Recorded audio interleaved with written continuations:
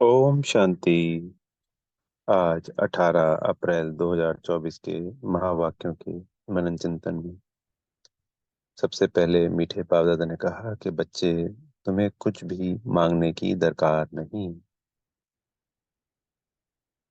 मांगने से मरना भला। बाबा ने समझाया कि जैसे भक्ति में 63 जन्मों तक हम भगवान से मांगते ही मांगते आए। बाबा ने कहा मिला कुछ भी नहीं। तो वैसे भी संसार में कहते हैं ना, मांगे मिले ना भीख, बिन मांगे मोती मिले, मांगे मिले ना भीख। तो वो तो परमात्मा पिता है, उन पे अधिकार होता है हमारा। तो उनसे मांगने की दरकार नहीं। बाबा को पहले तो इस कारण से, क्योंकि हमारे 63 जन्मों के मांगने के और भक्ति के संस्कार है, तो उनसे भी बाबा हमें छुड़ाना चाहते हैं। तो इसके लिए भी बाबा ने ये बात कही। दूसरा, इस वक्त बाबा हमारे पुरुषोत्तम संगम युग पे उनकी श्रीमत पर किए हुए सुकर्मों का फल देते हैं, या हमारी प्रारब्ध बनाते हैं अगले 21 जन्मों के लिए। अगर मांगने पे देते तो फिर सबको देना पड़ेगा।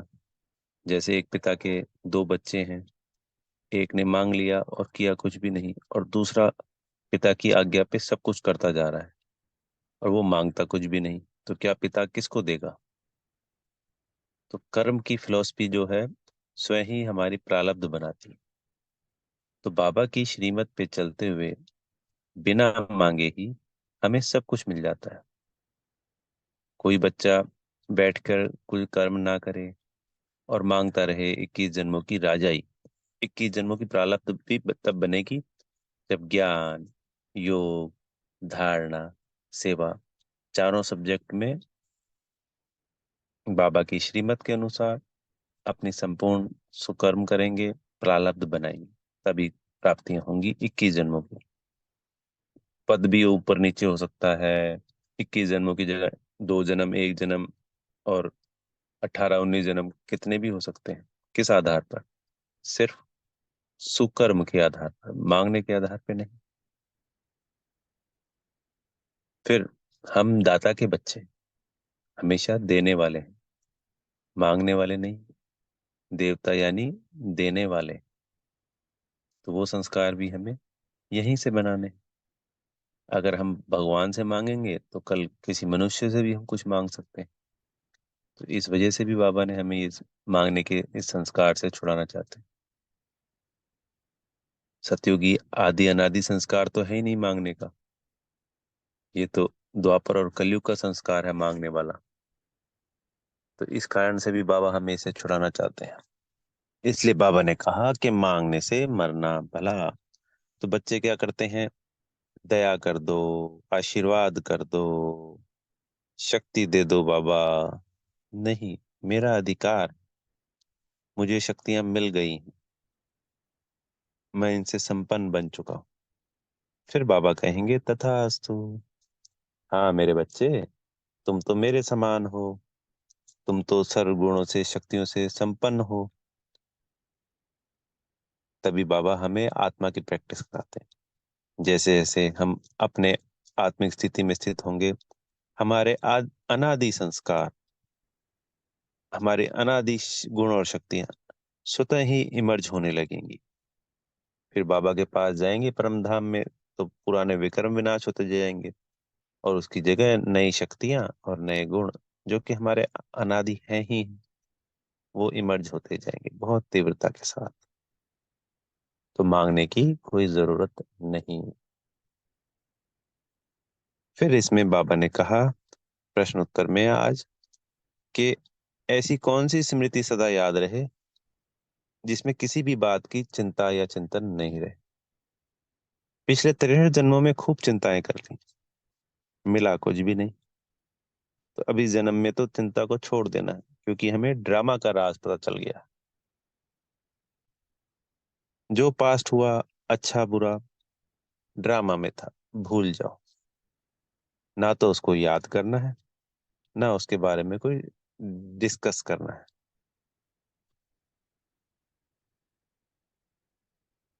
क्योंकि यहाँ पे प्राप्तियां किस आधार पर है? वही पुरुषार्थ के आधार पर। जो जैसा कर्म करेगा, पुरुषार्थ करेगा, मेहनत करेगा, उस आधार पे उसको वो प्राप्तियां हो जाएंगी। तो चिंता किस बात की? कुछ अच्छा बुरा हो गया तो वो ड्रामा में नून था। अंत भला तो सब भला कहते हैं ना। तो अंत में तो सबको देवता बनना ही बनना है। यानी कि जो आज हम ब्राह्मण हैं, हम देवता बनेंगे ही बनेंगे। अभी तो पुरुषार्थ की मार्जिन है कि हमसे कुछ गलतियां हो गई या विकर्म हो गए जाने अनजाने। तो अभी हम बाबा से उन विकर्मों को विनाश कर लें, आत्मिक स्थिति का अभ्यास बढ़ाएं, बाबा की श्रीमत को फॉलो करें, और पूरे 21 जन्मों की पूरी पूरी प्रारब्ध बनाएं। तो जो कमी कमजोरियां रह गई या बुराइयां थी या विकर्म हुए, वो सब उन बाबा की याद से समाप्त हो जाएंगे। और ड्रामा में जो नूंद है वही अपने आप रिपीट होगा ही होगा।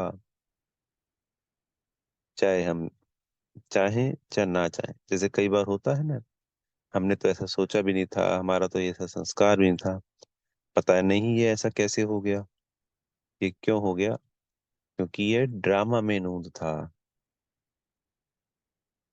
ना चाहते हुए भी हो गया।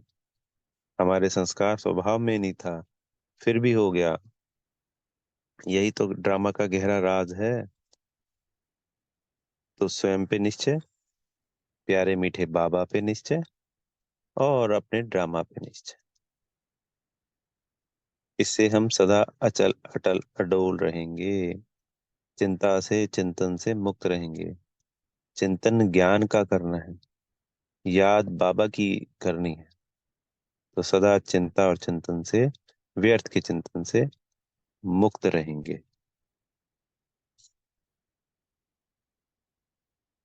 तो दो मुख्य बातें।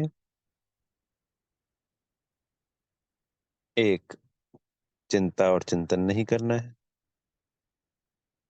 कोई भी बीत गया उसको ना तो याद करना है, और ना ही कि मुंह से डिस्कस करना है, और बाबा से कोई आशीर्वाद, कोई कृपा नहीं मांगनी। फिर बाबा ने कहा कि यह गॉडली यूनिवर्सिटी है, वहां छोटे बच्चों को ले जाना, बोला नहीं ले जाना होगा। क्योंकि जो यूनिवर्सिटी समझेंगे वो नहीं ले जाएंगे, वो बच्चों का प्रबंध करेंगे। तात्पर्य, बच्चे डिस्टर्ब करेंगे, सबको करेंगे, एक दो को नहीं करेंगे। इसके पीछे भी बड़े गहरे राज हैं। क्योंकि वहां पे मान लो 50 बच्चे हैं, बच्चे इन द सेंस वो जो बच्चे बड़े हैं, जो बाबा के ज्ञान योग धारणा सेवा में लगे हुए हैं। अगर छोटे बच्चे बार बार रोते हैं या डिस्टर्ब करते हैं, तो अनेकों का ध्यान भटकता है। तो यूनिवर्सिटी या स्कूल होता है तो कोई बच्चों को लेके जाते हैं क्या, छोटों? नहीं लेके जाते। तो उनका प्रबंध करना। हाँ, जब वो बड़े हो जाएंगे तो उनको भी प्रारब्ध बनाने के लिए वो भी आएंगे यूनिवर्सिटी में, ऐसी कोई बात नहीं। पर उस वक्त तो उनको कुछ करना ही नहीं। तो बाबा ने आज बड़ी सख्त हिदायत दी कि बिल्कुल छोटे बच्चों को वहां नहीं ले जाना है। और फिर बाबा ने कहा कि आज फिर मुरली में क्लियर किया कि अपने को आत्मा समझ मुझ परमात्मा को याद करो।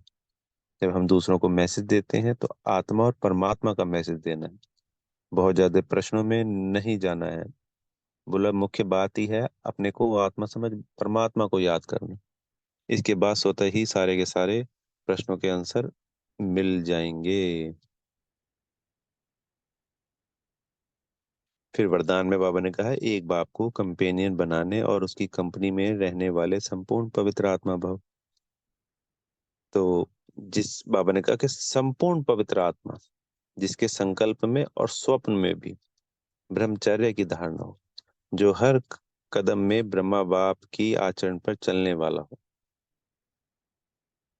सदा बाबा को अपने साथ रखना है, बाबा की कंपनी में ही रहना, हमेशा बाबा की याद में रहना, उनके समान बनना।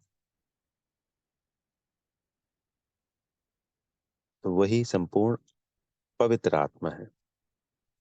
अगर हम संगठन की कंपनी, यानी सेवाओं के लिए संगठन में रहते हैं ना, या इस ब्राह्मण परिवार के स्नेह में ही इन्हीं को अपना कंपेनियन, अपना दोस्त मान लेते हैं, अपना भाई मान लेते हैं, और हमेशा इन्हीं की याद में रहते हैं, तो बाबा ने कहा कि ये परिवार, ये संगठन किसकी वजह से?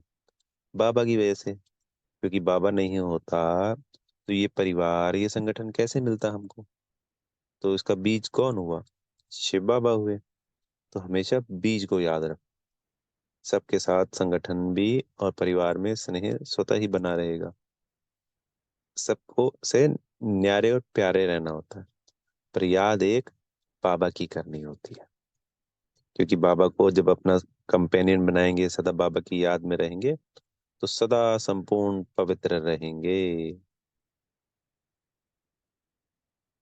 फिर स्लोगन में कहा कि किसी के प्रभाव में प्रभावित नहीं होना है, ज्ञान का प्रभाव डालने वाले बनना है।